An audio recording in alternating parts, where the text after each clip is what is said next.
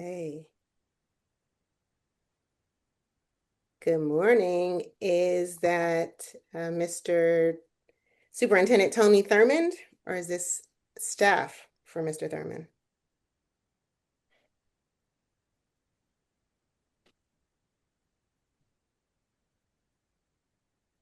Good morning. Yes, this is Tony. How y'all doing? How y'all doing?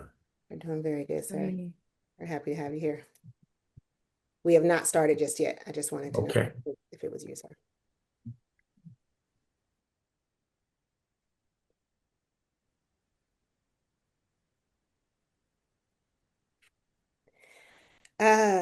Okay, I do have some housekeeping stuff that I should probably get in the next 60 seconds. That I will repeat later still. If you are not speaking, please remain muted. Our goal is to spotlight the speakers at the time that they are speaking. That's going to be helpful for us to follow. It'll also be helpful because this is a press conference and we want the press to be able to accurately assign quotes with the person who is actually speaking. Also, we are recording, and so it'll be helpful um, to that end as well. For our journalists, um, we will have a Q&A session, a moderated Q&A session after all of the speakers are done. Can I ask that everybody please mute yourself? Because if I mute you, you won't even be able to unmute later. Okay. So for our journalists, I'm asking that you please use the raise your hand feature or drop your questions in the Q&A box. It's standard for you all, but I'm just going to say it anyway. Please identify yourself and your outlet, whether you're speaking verbally or dropping your question in the chat. Please indicate your name and your outlet. And I think You want to go ahead and if you want to admit the last people, I think there's 8 people still in the waiting room. I I can go do. ahead and start. And Regina, let me let you do it to make sure that you have the ability to do it since you'll be managing this for the day. Okay, I'm going to admit all, and Rick Count, it says Rick Counter. Do you have another person coming in, Rick, underneath your name? Yeah, Tanisha. Okay, perfect. So I just went ahead and admitted all and making sure everybody is connected. Well, anyway, I want to thank everyone for joining us today for today's press briefing. My name is Regina Brown Wilson. I'm the Executive Director of California Black Media. Today will be moderated. This press briefing will be moderated by Carmen Nicole Cox. She's the founder and principal attorney of the Cox Firm for Law and Policy, where she provides strategic legal counsel, government affairs guidance, and policy advocacy to organizations, businesses, and community leaders. With more than 15 years of experience, she's advised judges, governors, nonprofits, small businesses, and helping clients navigate complex legal and policy landscapes. As a seasoned civil rights policy attorney and former government affairs leader, Cox brings a deep expertise in litigation, legislation, and public policy, and I'm happy to ensure that she will help guide this conversation today, really around protecting the rights of underserved communities. So, Carmen, I'll turn it over to you. Thank you so very much, Regina. And thank you so much for the support of California Black Media and making sure we had a platform to have this conversation with our communities. So good morning, everybody. Thank you all for joining us. My name is Carmen Nicole Cox. And in addition to running the Cox Firm for Law and Policy, it's a boutique civil rights firm. I am the 2026 California Association of Black Lawyers Attorney of the Year. Had to put that in there. A longtime member of California Association, board member of California Association of Black Lawyers. We refer to it as CABLE. I also have the privilege of serving as the legislative director for Black Women Organized for Political Action. And I'm honored to moderate today's conversation on defending Black participation and representation in California. I do want to begin with intention. We did not bring this group of leaders together by accident. We activated these voices across legal advocacy, civic engagement, movement leadership, elected officials, because this moment demands clarity and coordination and trust within our Black communities. Black Californians have always been at the forefront of defending democracy, often before the rest of the country recognizes what's at stake. And today we're going to be discussing a two-front challenge, and that's a subset of all of the challenges facing and targeting Black political power. So as we know, the U.S. Supreme Court ruling, well, the U.S. Supreme Court ruling and the California MAGA voter suppression initiative are both staring us down. And with eyes wide open, the supporters of these efforts champion these policies that they know disadvantage Black people and Latino people and other voters of color, specifically whether we face unnecessary barriers to voting, which is directly related to whether we have meaningful opportunity to elect candidates of our choosing. These folks pushed these policies forward. So this morning's conversation is rooted in Black California. But it is for all Californians, because when Black political power is weakened, democracy itself is weakened. So just going to lay some ground about what's at stake legally. Section 2 of the Voting Rights Act is one of the most important civil rights protections in our democracy. At its core, it prohibits voting practices, including the drawing of electoral maps or districts that result in minority voters having less opportunity than others to elect representatives of their choice. For decades, Section 2 has been used to challenge vote dilution. Those are practices that look like cracking, where we split communities, particularly Black communities, across districts to weaken their influence. Also, vote dilution looks like packing, where you concentrate all of your Black voters into one district to limit their broader impact. So one of the key tools that courts have used to remedy Section 2 violations, vote dilution, is to create majority minority districts. And that just means that it's a district where a racial or ethnic minority makes up a majority of the voters. And that has been used as a remedy for Section 2 violations. And that's just meant to ensure that communities have a fair opportunity to elect candidates who reflect their interest. Unfortunately, this week, the U.S. Supreme Court fundamentally changed how Section 2 works. In Louisiana v. Calais, the court ruled that Louisiana's congressional map was unconstitutional. This was a majority minority district. The court said race played too large a role in drawing that map. The court went on to say that Section 2 doesn't allow this kind of race conscious map drawing because the plaintiffs didn't prove intentional discrimination, right? They couldn't show the smoking gun. The court held that while it appeared, the result was, in fact, that the original map was racist. That apparent racism could be explained by political partisanship. So in other words, they said something to the effect of, well, Louisiana drew those maps to protect Republican incumbents like House Speaker Mike Johnson. It just so happens that Black people in Louisiana would now be less likely to elect a candidate of their choice. But they didn't do that because of race. That happened because we were trying to protect they were trying to protect Republicans. And therefore, it looks like race, it smells like race, it feels like race, but they can explain it under the guise of political partisanship. And so the U.S. Supreme Court says, when you can do that, then it's okay. So while Section 2 still exists, it has been gutted because now the court is demanding an impossibly high standard of proving intentional discrimination, even when you can establish that the result is racial discrimination and vote dilution. I'm going to go real quickly to the voter ID measure because it's not just someplace else that is attacking Black Californians. Right here, right at home, we have this MAGA-backed initiative that hasn't qualified for your November ballot. It will be on your ballot. It seeks to amend the California Constitution. And this is not a voter ID. So you won't hear me using that language. This goes beyond simple identification. This mandates unnecessarily long lines and voter fatigue by requiring these election volunteers to somehow verify every government-issued ID of every voter who stands in line to vote. It requires mail-in voters to write sensitive personal information on their ballot, on the outside of their ballot, as far as we can tell. So that could be the last four of your social. It could be the last four of your driver's license.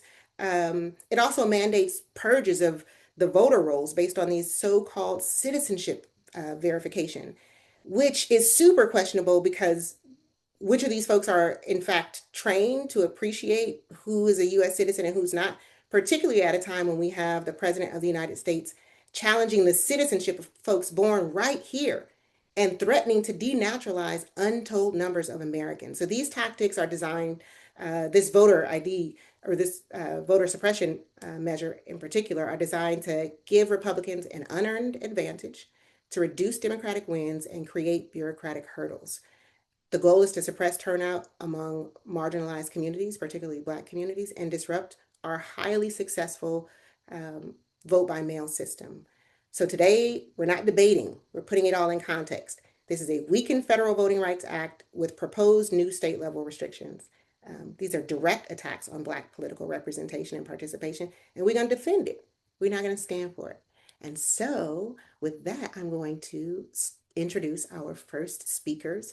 The first person I saw join us this morning was Superintendent of Public Instruction, Mr. Tony Thurmond, who, out of obligation, I feel like I should also note, is a candidate for governor here in California. Mr. Thurmond.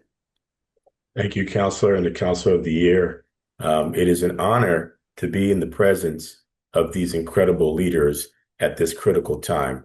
And where I want to start is by saying we will not be deterred.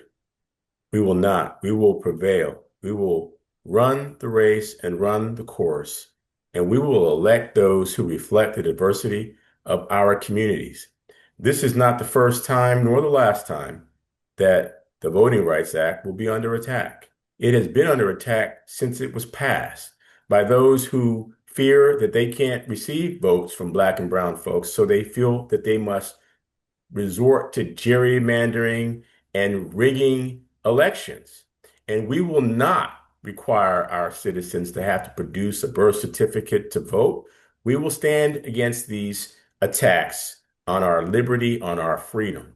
And the most important thing I can ask Californians to do, and those who experience this press conference, is to vote. In California, that means June 2nd.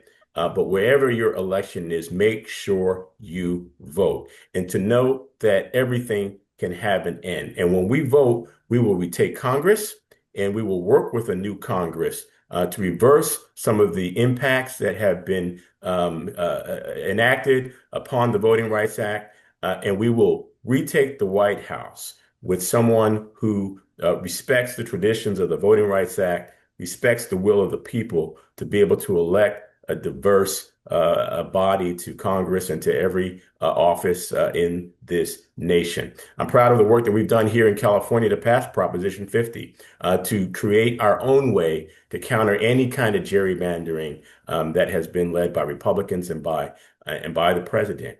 And we will continue the conversation about Prop 50. And as governor, I would even appeal to our voters to consider extending Prop 50 beyond the initial timeline so that we can stand up to what just happened by the Supreme Court, stand up to these ongoing efforts to gerrymander and take away our rights to vote. But we will not be dissuaded, and we will not be deterred, and together we will prevail. We will use everything in our power, and that's available to us. We will use the courts, we will use legislation, we will use advocacy, and it is a pleasure to be with these incredible leaders as we stand up, and more to follow. But know that we will be watching, we will not be deterred, and we will emerge victorious. And so the most important thing, Californians, that you can do, and people who hear this press conference, is make sure you vote. And we will drive people to the polls. We will help them to not be intimidated. This is all part of an attempt to suppress your vote. So make sure you do the opposite. Make sure you vote, and stay tuned for more actions as we continue to fight this unjust ruling. Superintendent Thurmond, I appreciate you greatly. Thank you for sharing these words with us, for joining us this morning. I am going to, thank you, sir. I see that we also have here with us Assemblymember Mike Gibson. And so if I could have Assemblymember Gibson. I don't want to spotlight you until you're ready, sir. Good morning, everyone. Thank you very much. Thank you, Mr. Superintendent. Listen, I just want to simply say that I am damn pissed off because of what the Supreme Court has done when it comes down to our Voting Rights Act. And I think it's a clarion call for us, one, collectively to come together and fight like hell. And Carmen, I know you to be an accomplished attorney. We have worked together with the ACLU and some dynamic policies together. And I'm here to to lend my voice to what everyone here, because we can't go back. We have to fight, and we have to fight like our life depend upon it. Because what not only what the MAGA Republicans who sits on the Supreme Court has done, they have eroded what my parents have fought for in the 60s in order for us to have the right not only to vote, but also just to have a place in this country, a voice in this country. And I fear what's going to take place in the midterms elections and what also, you know what, some people chuckled in terms of, with this president talked about not having an election in 2028. But it's become more and more apparent that he's not going to go anywhere in 2028. We know, Brother Rick, that who's president of the NAACP. That his terms is supposed to end in 2028 based on the Constitution. But Regina, I think that he will still be there in 2028, no matter, even though the Constitution says he's supposed to be out in 2028. But everything that seems reasonable to me may not be reasonable. And I'm afraid of that. I'm afraid that, all this stuff that was put in the Project 20, in Project 2025 is coming to fruition. And this is another example of how we need to come together and do what we can to fight and fight like hell. And, we have to figure out, with the Supreme Court, do we have recourse? What do we have? What can we do when the Supreme Court just have gutted, the Voting Rights Act, with these sections? Where do we go? And that's what we need to figure out. Where do we go when the Supreme Court, who is the highest court in the land, what do we need to do to arm ourselves? What can we do as Californians to making sure that that Black people can still have a right to vote who we want in office? And I'm willing to do whatever we can while I still have the 8 months I have in office, even though I'm running for the State Board of Equalization. But I want to make sure that we can still have a voice as Black people and elect Black people and people of color in these offices, to making sure that we're not eradicated, in elective office. And that's my fear. I appreciate you, Mr. Gibson. Many of us are here with fear today, and that's largely what drove us to come together so that we can offer people what does a path forward look like? What is currently happening? How do you stand firm and fight for the multiracial democracy that we all deserve? We appreciate you so much for being here. I do not see any other elected officials here at the moment, although we may have others join us throughout the press conference. And so I would like to invite, on behalf of the California Association of Black Lawyers, Rick Owen, who serves as the co-chair of the Legislative Committee. Mr. Owen. Good morning. Thank you, Carmen. Thank you, Superintendent Thurman and Assemblymember Gibson, for your passionate remarks. My name is Rick Owen, and I serve as co-chair of the Legislative Committee for the California Association of Black Lawyers, also known as CABLE. I'm here today on behalf of our president, Stephen King, and our statewide membership to ring the alarm bells for Black Californians, and really for anyone who cares about protecting our democracy. And that's because our voting rights are under attack, and we must rise to the occasion in defending them at the ballot box. I'm really encouraged that Assemblymember Gibson in his remarks mentioned the fight of his parents, because I know as Black lawyers, many of us here in California are engaged in legal work because of the work that we saw our parents and our grandparents engage in protecting our constitutional rights. And we saw that civic engagement, that very civic engagement that our parents and grandparents fought for, is the very foundation of our laws. It's how our rights are secured, it's how they're protected. And cable was founded to ensure Black representation on the bench. From the very beginning, cable has understood that this representation matters because who holds power shapes outcomes. But cable's work towards a more diverse judiciary was only possible because voting rights had already been fought for and won. And that's why this moment matters. The United States Supreme Court decision earlier this week dealt a major blow to the Voting Rights Act, which for decades has been the primary legal tool to challenge racial discrimination in voting. As Justice Kagan wrote in her dissent, the court's ruling renders Section 2 all but a dead letter. In practical terms, the court has allowed states to defend discriminatory maps simply by labeling them as partisan decisions. But in a country where race and politics are so deeply and historically intertwined, that policy allows discrimination to hide in plain sight. It's going to become harder to hold discrimination to account and harder to ensure that Black voters have a meaningful voice in our democracy. But as Black lawyers, we understand what that means. We're part of a profession that has long stood at the front lines of enforcing the Constitution, turning its promises into reality for communities that had too often been left excluded. We know that rights on paper mean little if they cannot be enforced in practice, and we know who bears the cost when they are not. And it's important to note that this decision does not stand alone. At the very same time that the federal protections are being weakened, efforts are underway right here in California to limit access to the ballot through new identification requirements, new burdens on vote-by-mail voters, and changes to voter rolls.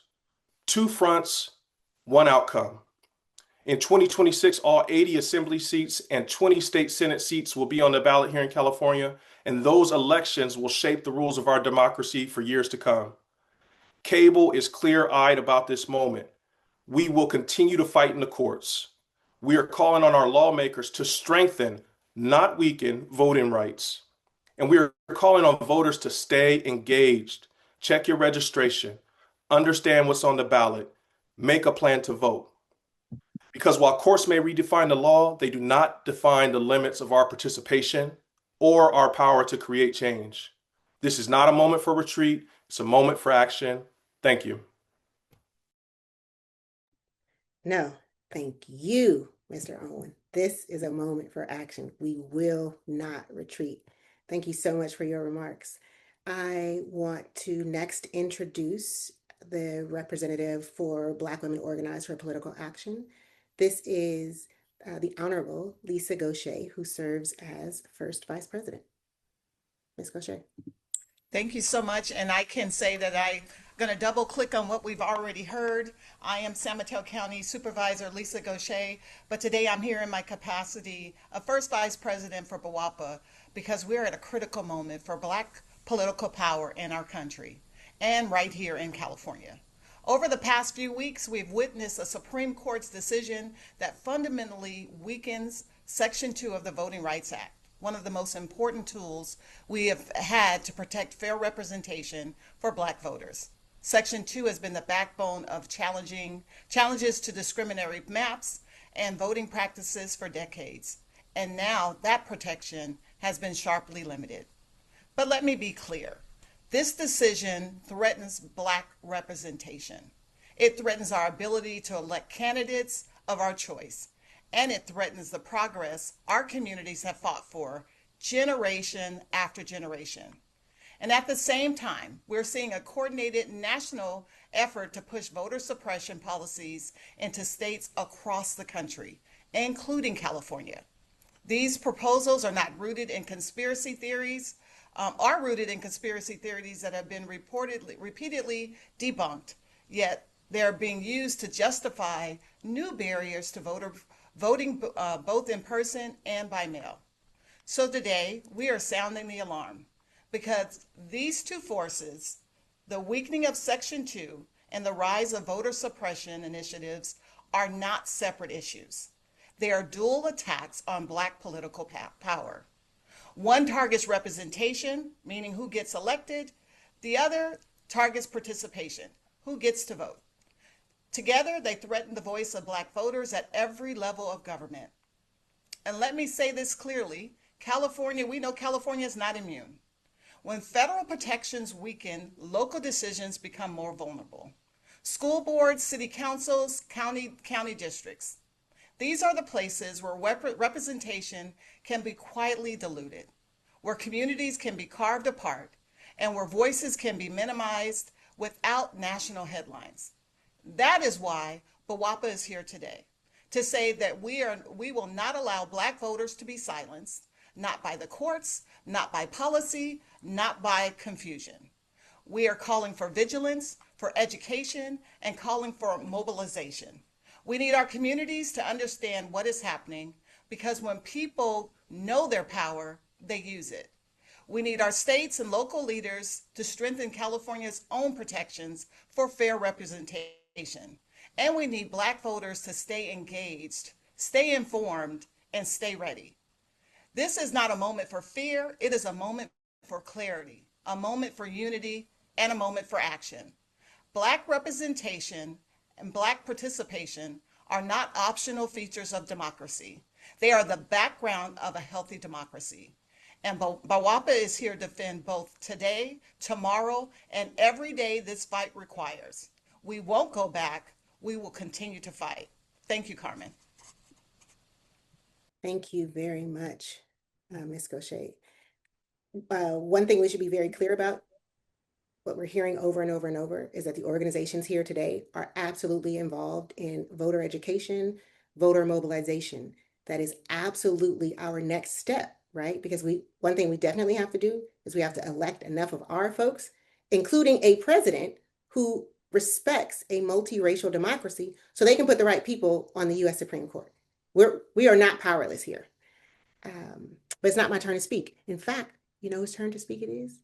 The National Association for the Advancement of Colored People, the California-Hawaii State Conference, their representative today is President Rick Callender.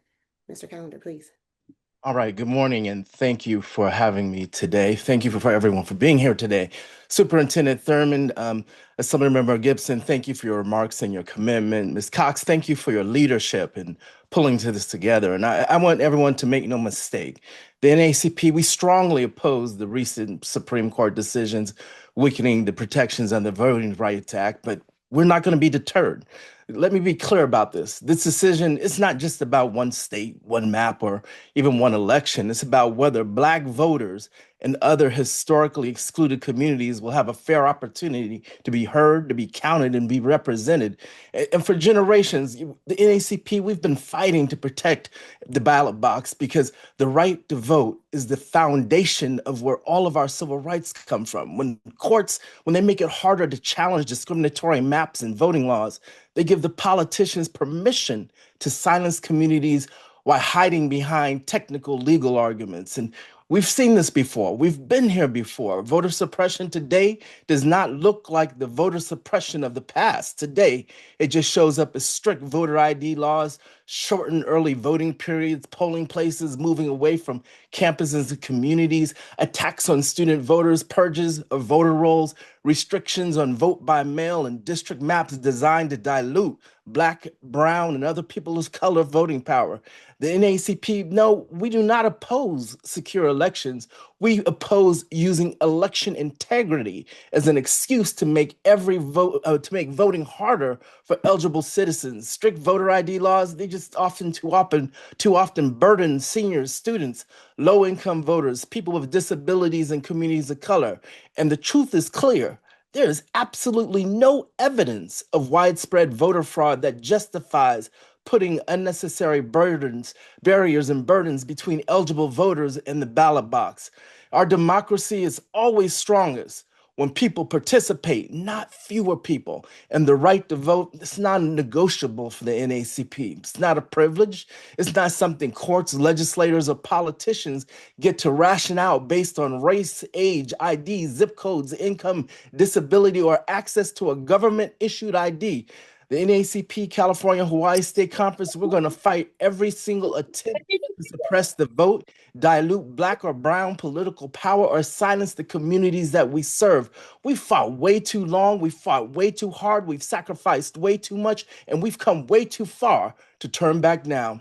we're gonna work to drive as many Black voters and all community of colors to the poll in June and in November, and because we have no choice, but we have to show up en masse and we have to vote. And I'll defer to any questions that you may have of me during the Q&A period. Thank you, President Callender. Appreciate you being here and appreciate all of the legal and on the ground work that the NAACP is committed to doing going forward. Our next speaker is also going to speak to some on the ground amazing work that's already underway. Representing the California Black Power Network, Kristen Nimmers, who is the Policy and Campaigns Manager. Thank you for being here, Kristen. Thank you. Good morning, everyone. As mentioned, I'm Kristen Nimmers with the California Black Power Network. We are a coalition of 49 Black-led and Black empowering grassroots organizations across California, working together to dismantle anti-Black racism, build political power, and change the lived conditions of Black people in our communities. We began our work as the Black Census and Redistricting Hub with the sole focus on democracy and on engaging Black people to take the census and participate in the redistricting process. We knew then, as we know now, that since we got the right to vote, there has been an effort to disenfranchise us and silence our power. The Supreme Court's gutting of Section 2 of the Voting Rights Act is not just a legal setback. It will be used by extreme politicians and the Trump administration to dismantle democracy and the political infrastructure our communities have bled to build. We saw in 2022 when council members in LA were recorded making racist remarks as they made plans to gerrymander maps to suppress Black political power. These are not idle threats to our voting power. For over a decade, we have worked as a coalition to engage, educate, and advocate on behalf of Black voters because we know that voter suppression is intrinsically linked to every other issue we fight for. This is not just a policy fight. It's a fight over whether democracy is dismantled or expanded, over whether we as a country move toward repair or continue to reproduce historical harms.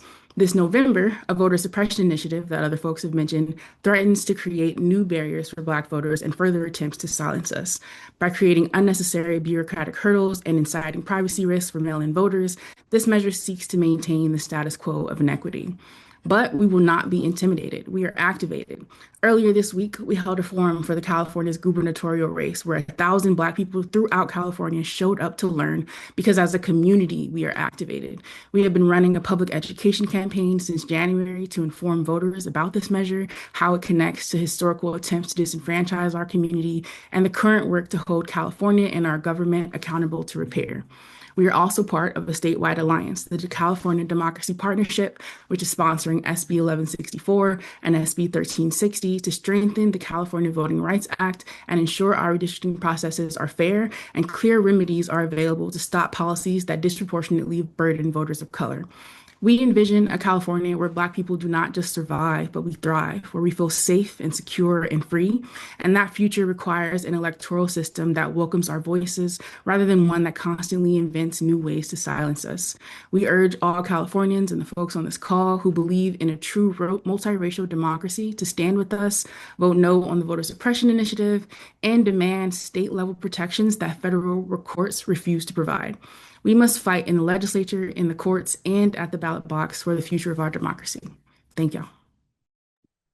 No, thank you so much, Kristen. And if I can get you to run it back, give us those bill names again that are going to give us some of the protections and the opportunities to challenge maps that just got taken away in this court ruling.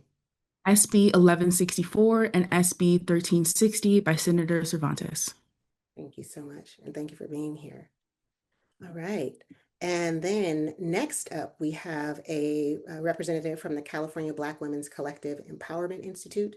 Representing them today, this morning, is Kelly Todd Griffin, their president and CEO. Kelly, good morning, everyone. Thank you for having us here, Carmen. We are California Black Women's Collective, and we have both a 501c3 as well as a political action committee. When we started this work in 2018, we started by looking at the data. The data is very clear that Black Californians continue to suffer, not just under the federal administration, but also under California. When we started, we had just a little over 100 Black people elected. Today, we have over 300 Black people elected up and down the state at every single level. That didn't happen by chance. That happened because it was intentional. We did the intentionality work. We got together collectively. 70% of the 300 are Black women. We have Black women at every level of government. We know that Black women are the backbone of the Democratic Party, but we didn't do it alone. We did it with all of our partners up and down the state, and we did it with over 25,000 Black women that we communicate to every single week about the issues that are important to us. This moment isn't new for us, and we shouldn't act like this moment is new for us. Black people have always been in the position of fighting and fighting uphill, regardless of what is coming downhill. And this is the same time and the same movement. But we can't just pretend to be able to do grassroots in the community. We have to do grassroots at every level. When's the last time you've been to a city council member? When's the last meeting? When's the last time you've been to a county supervisor meeting? We have Black women every single day on those daises fighting for our community and fighting alone in quiet pews. And we've got to challenge our community to show up not just when the lights are on, but show up when the lights are dim, because that's when the action happens. We know that the Supreme Court voted against Louisiana, but it'll impact us every single day because of those 300 Black people that are serving in elected office, over 70% are local. We hear about our state, we hear about our phenomenal congressional members, but our school board members. Several years ago, we were getting on calls and we had school board members that are being threatened every single day about recalls, coming after them left and right. So we know that they're targeted. We know that this piece of mess that we've been just handed by the Supreme Court is going to impact them more personally, because they are the only ones that are standing in between some of these racist policies and how we educate our children. So at the collective, we know that we're going to be up in arms and we're going to be in the front line, and we're going to provide the folks that are elected and the folks that are representing us with the support that they need, and calling to action that all of us on this call know so importantly that has to happen is we need to galvanize. We need to invest. One of the things that we're going to have to talk about is we're going to have to put money into these causes. We are not going to be able to do this without the help of our community and all of these. We are one of the richest states in the country, fourth largest economy. We're going to have to put some things aside, and we're going to have to invest in these campaigns, invest in our legal defense funds, because we're going to have to do exactly what everybody else is doing, is we're going to have to take some stuff to court. We have a playbook around reparations. It's not just about what it says, it's about what it can do. And we need to put the funds behind it to make sure that it gets done. But my call to action to everyone is that we have to show up. We're not talking about anymore about bringing a chair to the table. We're talking about bringing a bench to the table. And on that bench is going to be everybody that we need to be able to defend our democracy. So make sure that you are no longer on the sidelines. I know Black women said we're going to rest, but our rest is resistance. And so we are now stepping our foot back into this fight. And this time we're going to be kicking some tail and kicking it left and right. But we can't do it without this collective. So I want to thank Carmen and Regina and all of the organizations that came together, because we're in this fight together, and it's not going to just be on the ground. We have to be in the halls of where the decisions are made, and we have to support our Legislative Black Caucus and every elected official up and down the state and throughout all of our halls of administration. Thank you so much. Thank you, Kelly. And I genuinely appreciate you naming, just giving folks other ways to take action, including investing their time, their talent, and their treasure for the benefit of the folks who are currently elected. For example, Lisa Gaucher and her supervisor seat showing up at these local meetings so that when folks start saying, hey, don't we have to take a look at that district map that we drew here locally? We need to take a look at that because they were relying on Section 2 of the Voting Rights Act, that there are butts in the seats so that we can stand firm, so that they don't get to steal our representation right in front of our eyes. Again, And that's where we're going to see it, is in the local seats. They're going to take our representative from our children that are the only ones on the school boards fighting. and so I'm going to pass the mic to the Black to the Future Fund, and representing them today is Alexis Rogers, the Managing Director of Strategy and Impact. Welcome, Alexis. Thank you, Carmen, and thank you all for being here today. As was stated, my name is Alexis Rogers, Managing Director of Strategy and Impact at Black to the Future Action Fund. And we are a think tank, act tank, that works to make Black communities powerful in politics, founded by Oakland's own Alicia Garza. Our work focuses on changing the way power operates and really empowering Black communities to not just change the rules, but write the rules that govern our lives. Of course, this ruling from the Supreme Court this week is a major setback for our multiracial democracy. And it's a stark reminder that Black political power is still being challenged and constrained at every level of government. We know it's because our vote has power, period. And the fact that it continues to be attacked tells you everything you need to know about what's at stake in this exact moment. When I think about our ancestors and the history of what we have come through as a people, we know that we come from a long line of builders, visionaries, and freedom fighters who have always pushed this country forward and to help us live up as a country to its promise. And we're not stopping now. So at Black to the Future Action Fund, our work is really about trying to build that independent political power so that our communities aren't just reacting to decisions like Calais, but actually shaping the future on our own terms. You've already heard from a few of my colleagues about different ways to fight back: by voting, by advocating for specific bills in the California legislature, by showing up at your local government meetings. And I want to invite you all to fight back in one more way, because Black to the Future Action Fund is partnered with Black Futures Lab for our recently released Black Census Project. Now, some of y'all have heard about the Black Census Project before, because this is the third time we've done this survey, and it is the largest survey of Black Americans since Reconstruction. This year, though, we knew we would be in a different political climate, and we had to do a different kind of survey. So instead of just asking about the problems that our communities are facing, or what politicians they might have supported or not supported, this year we're asking people to envision a new future and a new democracy that puts Black dreams at the center. We know that we are facing attacks at every single corner of our communities, and now is the time for us to define what our future should look like and what our government should deliver for our communities. We know that we have the vision that not only will free Black people, but will make all of us more free and more thriving in our community. So you can go to blackcensusproject.org to see that survey and to take it. It only takes about 10 minutes. And I would encourage you all, whether you're in California or across the country, to share that with your networks, because this is beyond a survey. This is about organized listening and making sure that Black people know not only what we're up against, but what we can fight for together. And the urgency can't be more clear, right? Whether it's the Supreme Court decision this week, or as we approach the 250th anniversary of our country, we know, or as we approach even the midterm election, right? We talked about voting. We have to ask, what does democracy actually look like for Black people, and who is it really working for right now? And what could it be if we united behind a common purpose?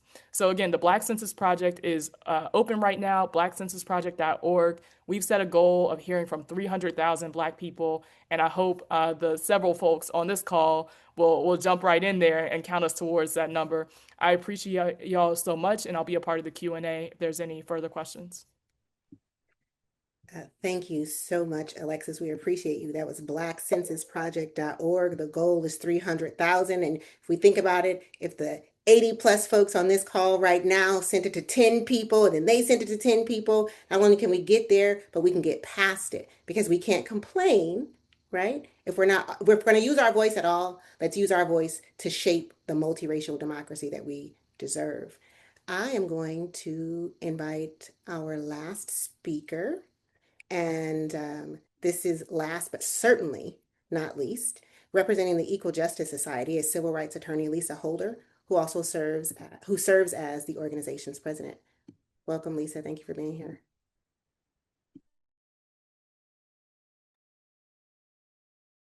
Thank you so much, Carmen, and thank you for your incredible leadership in this moment when it's so critical that we all come together as thought leaders for our community.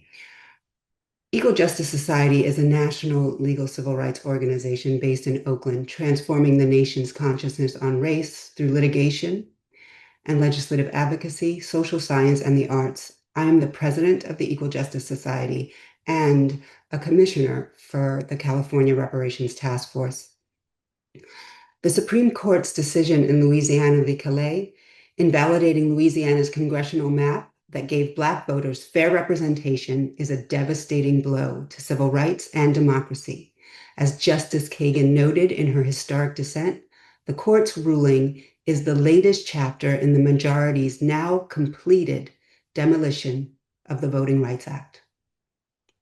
Congress enacted and later strengthened the Voting Rights Act to protect Black voters and other groups from racially discriminatory voting practices.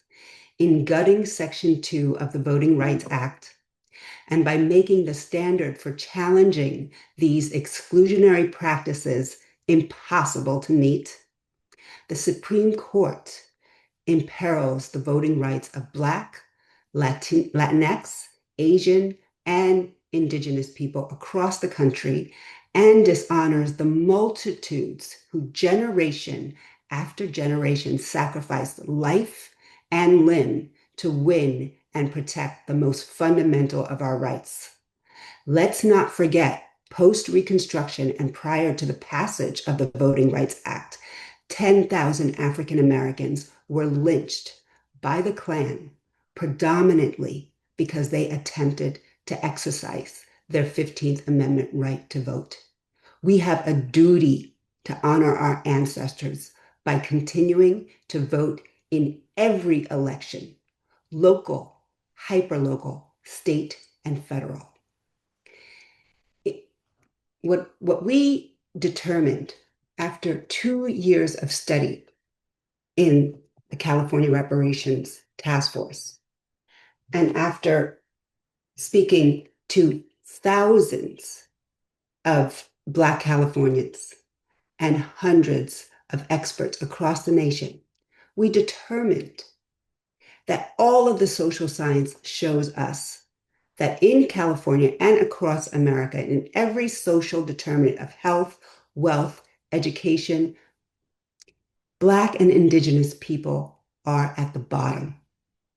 Not because of a lack of industry or because of a lack of trying or because of any gaslighting stereotype narrative constructed to advance white supremacy, but because of systemic discrimination, institutional racism, and the continuing reverberations of slavery and over 100 years of Jim Crow and post-civil rights apartheid.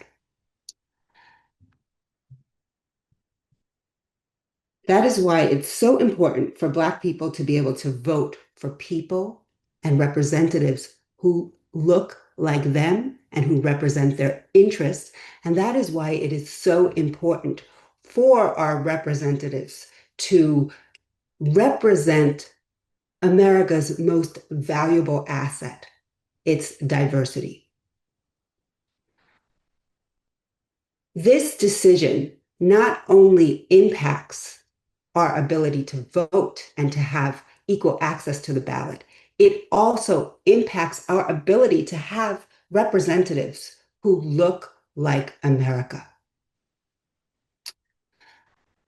We look to the appellants in this case, the Black voters and the civic organizations who succeeded in getting the state of Louisiana to draw a congressional map that added a second Black majority district out of 6 total to make it a fair metric, giving equal voting access to Black voters who comprise 1/3 of the population.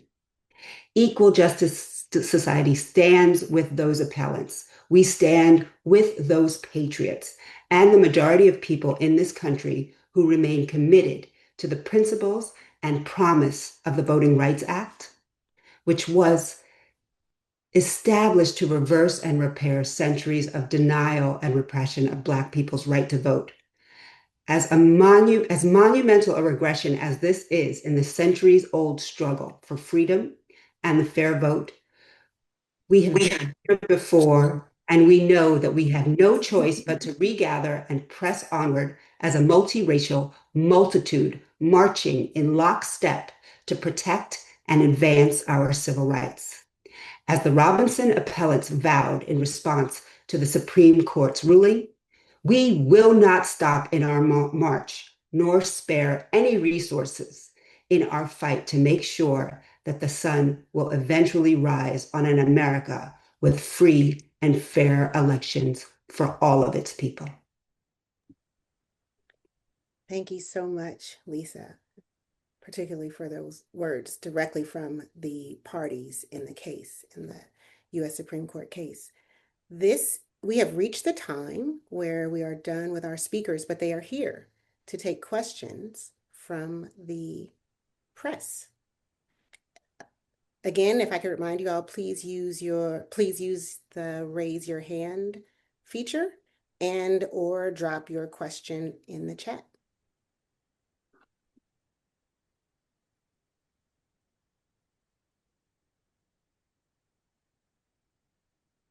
Carmen, while we wait for the questions, I was going to ask if we acknowledge former Assembly Member Cheryl Brown, who I see is on this Zoom, who has done as much as anyone to help us in California, where we have 3 African-American constitutional officers and 12 members in the California Legislative Black Caucus. I just wanted to acknowledge I saw my former seatmate in the state legislature who has joined us, who's been championing these issues throughout her career in her life.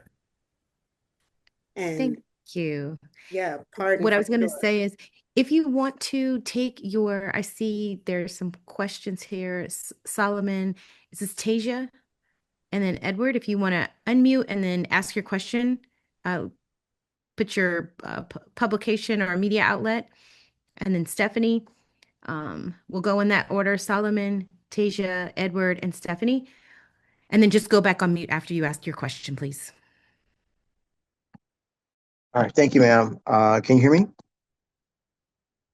Okay, Yes, I can hear you. my question is for the panel in general. A lot of Californians feel like they're insulated because they feel like they're in a liberal state.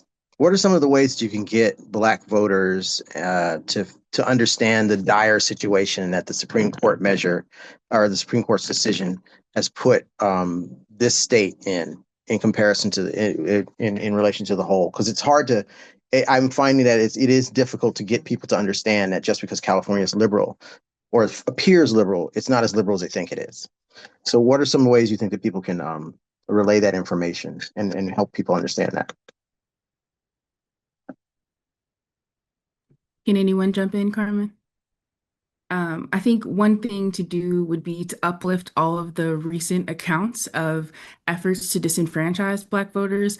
I mentioned in my statement around 2022, there were the leaked recordings in LA about folks trying to gerrymander Black voters. In 2018, a court found that Latino voters faced similar dilution attempts under Kern County's supervisorial map. And then we also have various localities trying to implement and pass new laws that are trying to create new barriers for voters. We signed on to an amicus brief pushing back on the Huntington Beach attempt to enact a voter ID law based on unfounded claims of fraud. And so we do know that these things are recent, that efforts are happening to suppress our votes, whether we're in California or in any of these other states. And Carmen, if I can jump in as well, Rick Callender, president of the California Hawaii NAACP. You know, what you have to tell voters is don't be fooled. If you look at what happens, we have both Black districts, we have both brown districts, we have Asian districts in the state of California. We will quickly come under attack the same way that they've tried to put on the ballot the voter ID law. That's just put on there simply to disenfranchise Black and brown voters. Do not be fooled just because it feels like we're living in paradise. I'm going to tell you, the paradise is not what they want us to live in. So these folks have to be cannot be fooled. We have to show up. We have to turn out. We have to fight back. This is just because we're in California doesn't mean that we're exempt from what's going on around in the nation with us. Can I also say something, Carmen, just in terms of what we have experienced in California? A couple of years ago, we had a lot of Black women and men who were elected to school boards. And as they got elected November, they were being recalled in December. And so we have a lot of representation at the local level where the system is used to get Black electeds out of their seats quickly. We have a sister, Dinah Beckham, in Contra Costa County, who is our DA and has been serving, and she gets a recall every other year, which causes her to have to spend money and takes away from her ability to continue to run for her seat. And we see that every single day. Our mayor, Karen Bass, also had a recall from someone. So this is not the state that is liberal as we think it is. And we also know just through the data that Black Californians live way below any other quality of life index compared to any other group, whether it's health outcomes, whether it is home ownership, whether it is economic mobility. So this is liberal, but it doesn't have the same liberal look and feel for other groups than it has for us as Black Californians. So we must be clear. We must make sure that we're telling folks about the data around how Black people experience California. And we are the #1 group that experiences hate crimes in California, although we oftentimes don't hear about it as much as we hear about other hate crimes. So this isn't liberal for us. It definitely has a tint on liberal. So we need to get folks to understand that, and I think that'll help us really galvanize. And this is an election where people are not galvanized, and we see that with 30% of Black people still undecided for the gubernatorial race. No, and if I can just say something really quickly, Carmen, as an elected official, I see the work, and we really have to engage our communities. There are people who are just so overwhelmed by everything that's going on that they've tuned out. So all of us collectively reaching out to those who they feel like they don't know what to do and they don't see themselves in the process. So continuing to reach out to those who aren't voting, getting people to register to vote, and making sure that we all understand this is important and we all have to lean in. Similar to the civil rights movement, we need everybody on board to do the work to make sure that we are still protecting our communities. Okay, I believe that the next question, I see your hand raised, so give me 1 second, but I see the next question, Stephanie Williams. Yes, thank you, Regina, and thank you to all of the speakers that are here this morning. I think I kind of have a two-tiered question, but my first one I would really like to direct to Alexis, because I know the Black to the Future think tank is doing a lot of really wonderful forward-leaning work. And I always think about Audre Lorde and her statement about using the master's. We can't use the master's tools to dismantle the master's house. And so my question to you is what does your organization see as the best way to, or the best approach for us to engage more and more young people in this effort? Because I think, always that's where the energy is. And so that would be one question. And then my second question is, I believe, Alexis, you also raised the issue about funding, that this work that we have been engaged in and we're going to be engaging in with more intensity going forward. There's a price, there's going to be a need for funding to help move these efforts forward. And so I'm interested to know what kind of thoughts the speakers have about how we begin to pull that funding together for this work.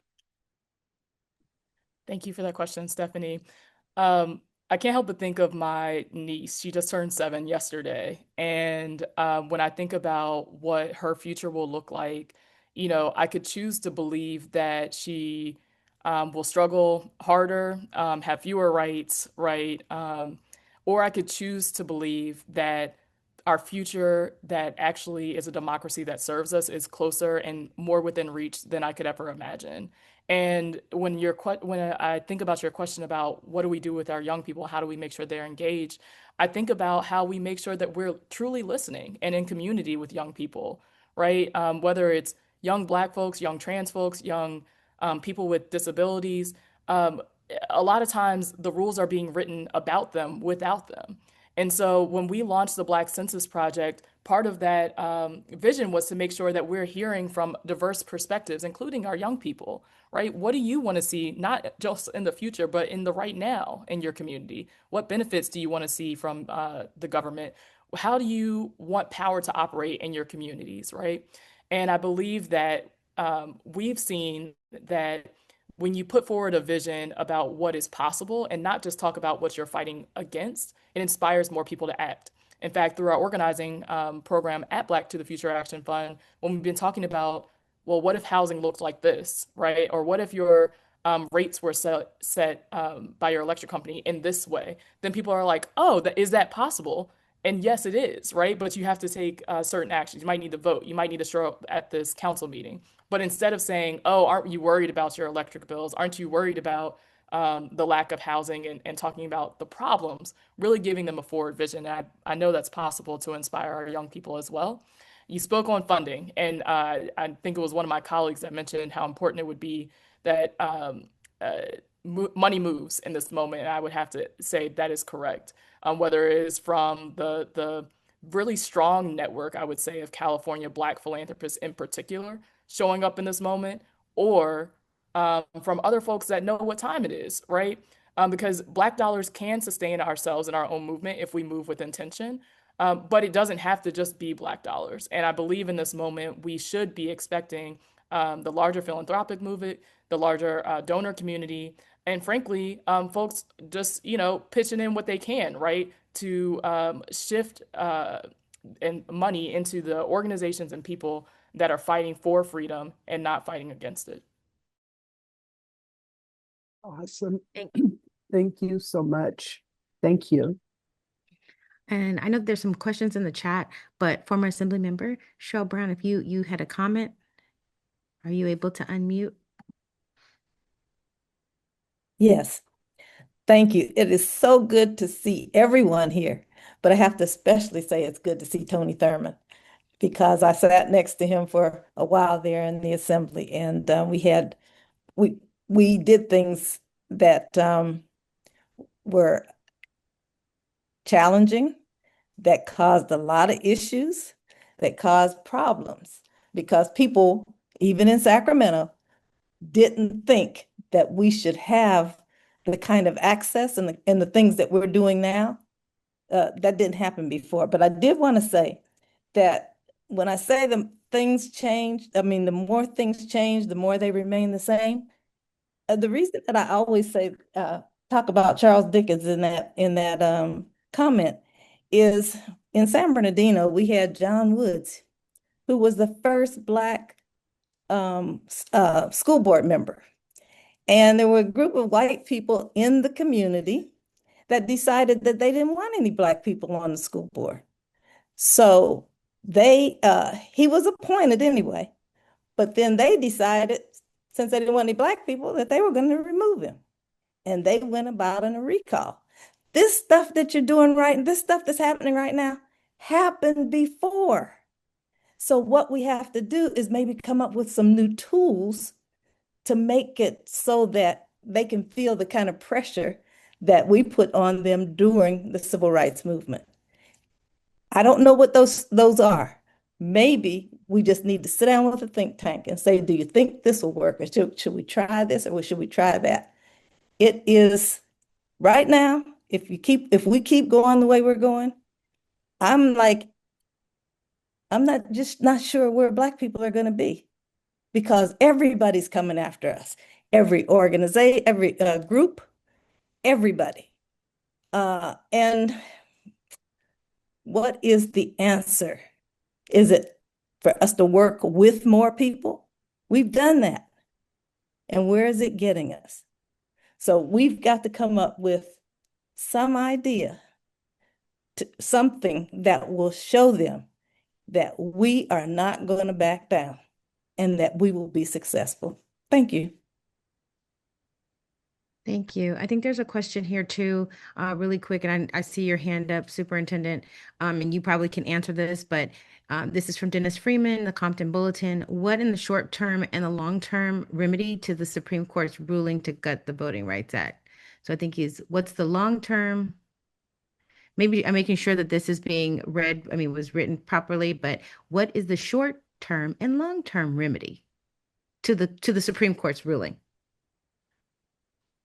Well, I think long term, we have to change the makeup of the court, which means taking back the White House. Right. We have seen that Trump has appointed court members who don't even follow the law. They just do whatever it is that President Trump tells them to do. They have been derelict in their duty to uphold the law, and they have essentially given this man the ability to gut everything that we hold dear, meaning our folks have died for the right for us to vote. And here again, because he knows he won't get votes from us and others groups, that he is trying to steal elections once again. I think short term, I would echo and plus one all the things that all of my distinguished colleagues on this Zoom are saying around voter education. I would remind us that we have at least 4 or 5 major foundations in our state that are led by African Americans who might be willing to put some dollars into voter education, and that we should explore those opportunities, as well as those groups that aren't African American led, that are progressive groups that have access to dollars, the Smart Justice groups and the California Donor Table. We should be reaching out to those groups and asking them to partner with us to protect the rights of Black folks to vote. I would also just build on what some of the things that people said about the urgency. We don't have to look that far to see that Riverside Sheriff Chad Bianco stole a bunch of ballots without any evidence of voter fraud. That he let a MAGA group's rumor that there was voter fraud be his reason to go and steal these ballots. And what's worse, now they're saying that some of the addresses and names of those voters might have been released publicly. Again, this is another attempt to suppress our voters. And so we have to stand up on many fronts. And just to the point about how do we help our young people engage, I just wanted to add a point to remind folks, especially those who are doing this great work around voter registration and education, that California allows our students to do early registration at the ages of 16 and 17. They can register and then vote at 18. But the reason that their early registration is so important is because those that register early are more likely to vote at a higher percentage.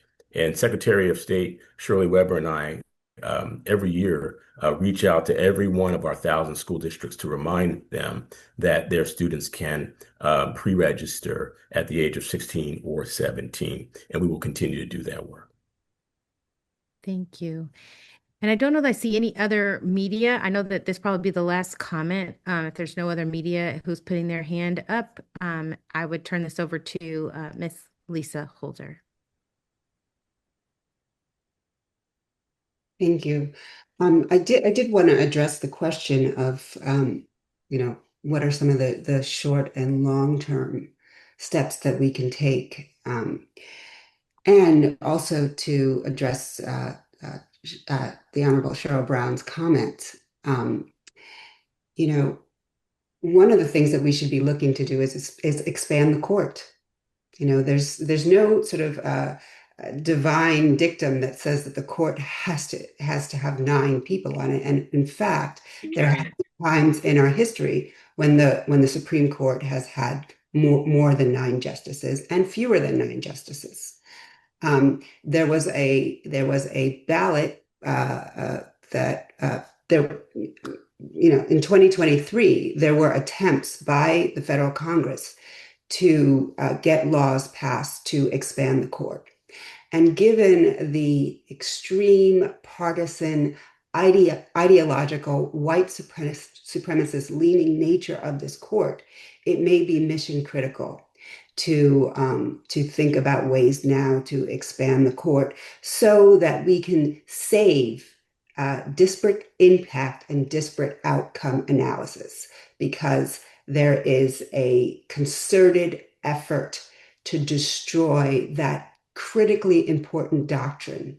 And we see that in full-blown effect in this decision, where they have completely submerged and retreated from disparate outcome analysis to undermine the Voting Rights Act and moved toward this notion that you only have discrimination when there is a smoking gun and obvious disparate treatment and intentional discrimination. The other thing that we do at Equal Justice Society routinely and systematically is we bring cases in front of the court at the state level and at the federal level that lift up disparate outcome and disparate impact analysis, and also lift up this understanding of implicit bias, and how not only disparate outcomes that show, when you're looking at social science that shows that you continue to have these disparities in outcomes, which are indicative of systemic racism and institutional bias, but also the role that implicit bias continues to play in driving disparate outcomes. So those are some of the long-term goals. Those are some of the goals that we should have in terms of building doctrine that will ultimately serve our people and create a court that will be true to its mission of fulfilling the promise of the equal protection, and the rest of the Reconstruction amendments, the 13th, 14th, and 15th Amendment. And the final thing that I will say is that since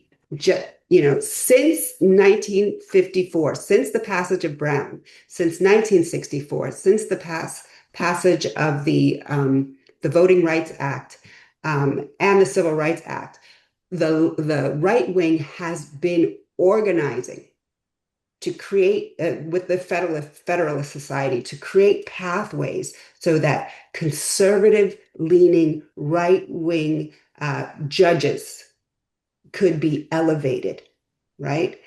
We need to be doing the same exact thing. We need to be going into law schools, creating pathways for Black, Brown, Indigenous law students to go into the federal judiciary, and eventually, so that we can have a robust group of leaders that can be elevated to the Supreme Court. That is one of our charges, and it is directly related to this decision that we saw come down yesterday. Great. Well, thank you for your time. I'm going to turn this back over to Carmen Nicole Cox for the reporters on this call and for participants. We will be sending out for the journalists headshots of the speakers on this call along with the recording. So Carmen, I will turn it back over to you. I just want to say thank each and every one of you for giving us your time. Mr. Thurman, Mr. Gibson, Ms. Brown, we appreciate you so much, because we know that there's so much disinformation and misinformation. And part of what has to be super important is that we teach our young people how to distinguish credible information and credible messengers from those folks who are incredible, because incredible only makes sense in cartoons, right? For the purpose of learning how we act and how we move forward, we need credible messengers. That's what we brought together for you all here today. Please share widely for you journalists, and for those of you who aren't journalists, share even wider than the journalists will, because what do we need? Credible messengers with truthful information. Thank you all very much. Vote and take somebody else with you. Thank you.